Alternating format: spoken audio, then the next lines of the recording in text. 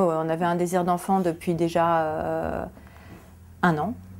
Et du coup, on n'avait pas envie d'attendre plus.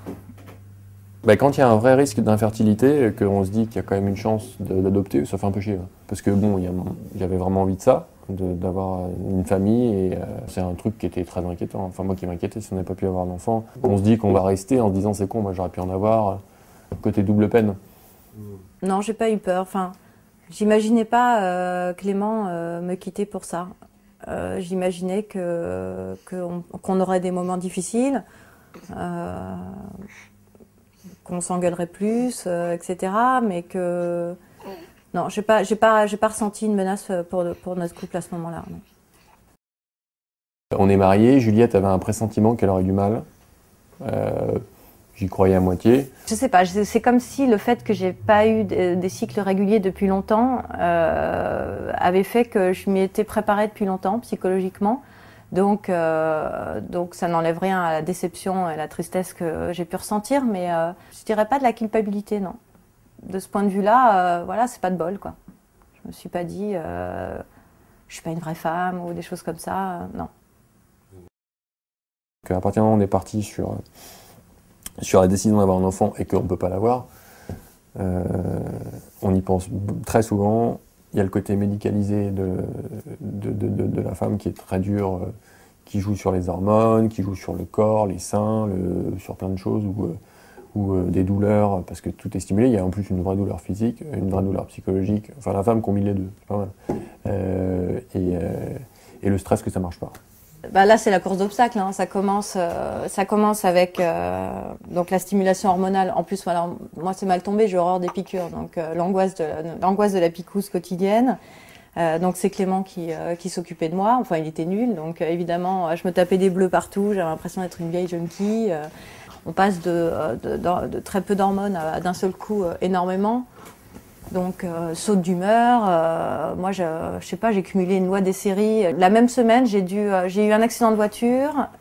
Quelques jours plus tard, j'ai crevé un pneu et j'ai fini par me couper le doigt avec 6 points de suture au boulot. Donc je sais pas, c'était la fatigue, l'énervement, des trucs, ça n'arrêtait pas. Et c'est vrai que là c'est compliqué, là c'est un peu dur.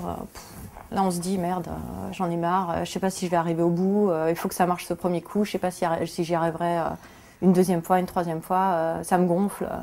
Voilà, moi j'étais gonflée. Les 3 premiers mois sont plus très longs, par rapport à d'autres grossesses où la femme va le découvrir sur des retards de première règle, je sais pas, 5, 6, 7, parfois 1 mois et demi. Là, le premier jour, on est au courant, donc les 3 mois, ils sont interminables. On sait d'où on vient, on a vu la complexité pour que ça marche, et la chance qu'on a eue déjà que ça s'accroche. Donc pendant les 3 premiers mois, on croise les doigts et on se réjouit pas. Donc c'est absolument pas anodin, et je m'encourage les gens qui font des FIV à en parler aux amis proches, bien sûr, et à ne pas hésiter à se faire aider. Mes collègues de travail, j'en avais prévenu certains, parce que je m'étais dit justement, je risque d'être odieuse, et j'ai pas envie qu'on pense que c'est parce que je suis une sale conne. Je préférais qu'on ait un peu pitié de moi. Donc voilà, j'avais prévenu 2-3 collègues qui étaient proches de moi dans l'open space, et puis j'avais prévenu mon supérieur direct.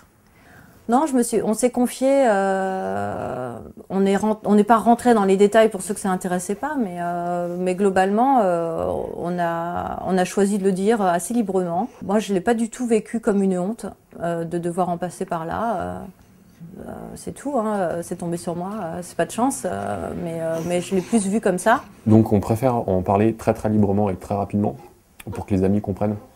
Et qu'ils ne voient pas tout d'un coup des larmes ou un couple qui va moins bien en disant qu'est-ce qu'ils leur prennent tous les deux, quoi. Et ça évite tous les trucs graveleux, alors vous en êtes où, bon, ils savent que c'est compliqué, ils nous en parlent pas, et si ça va un peu moins bien, ils le comprennent. Donc je pense qu'il faut surtout en parler très vite. Ça sert à rien de garder ça à deux. Sur Internet, moi j'ai eu le ressenti que les couples ou les nanas pour qui ça avait marché s'épanchaient moins que celles pour qui ça avait foiré. Ce qui fait que du coup, on a une vision assez catastrophiste de l'histoire, parce que en gros, c'est beaucoup de nanas assez affolées qui disent comment faire, qui cherchent comme moi pas mal de réconfort ou de gens pour qui ça a marché. Et puis voilà. Donc après, on se raccroche aux témoignages positifs. Et puis malheureusement, on peut pas s'empêcher de lire tout ce qui est d'archi négatif et de finir la journée, d'éteindre l'ordinateur et de pleurer comme un veau, quoi.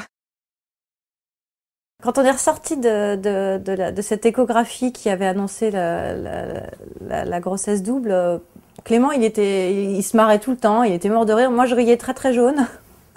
J'étais un peu fébrile sur le moment, je savais pas trop. J'avais tellement peur que ça foire que je me disais, avec 2 au moins, on est sûr d'en avoir au moins un.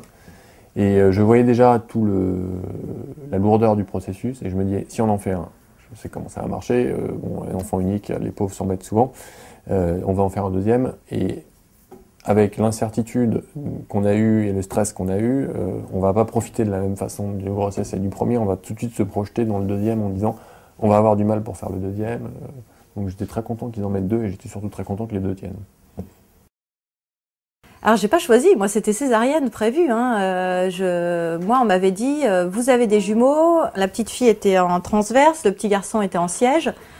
Je faisais du diabète gestationnel, donc il y avait 4 chances sur 5 que j'ai une césarienne. À 7 mois et demi, quand j'ai eu mes contractions, on a découvert en arrivant à l'hôpital que le petit garçon qui était en siège s'était retourné tête en bas et ils m'ont dit, si vous voulez, vous accouchez par voie basse. Moi, j'étais pas sûre. Au début, j'ai dit, oh là là, attendez, j'ai pas le physique. J'avais fait aucune préparation à l'accouchement. J'ai pas le mental, parce que psychologiquement, je m'étais pas préparée du tout à subir l'épreuve de l'accouchement. Et puis, tout le monde sur place, les sages-femmes, le gynécologue, m'ont dit, ce serait quand même mieux pour que vous puissiez vous occuper très vite des jumeaux après. Mais voilà, du coup, voie naturelle, voie basse, et avec le recul, j'étais quand même contente que ça se finisse comme ça. Il y avait quelque chose d'un peu plus naturel, on va dire, compte tenu du parcours que je venais de me farcir, j'étais contente.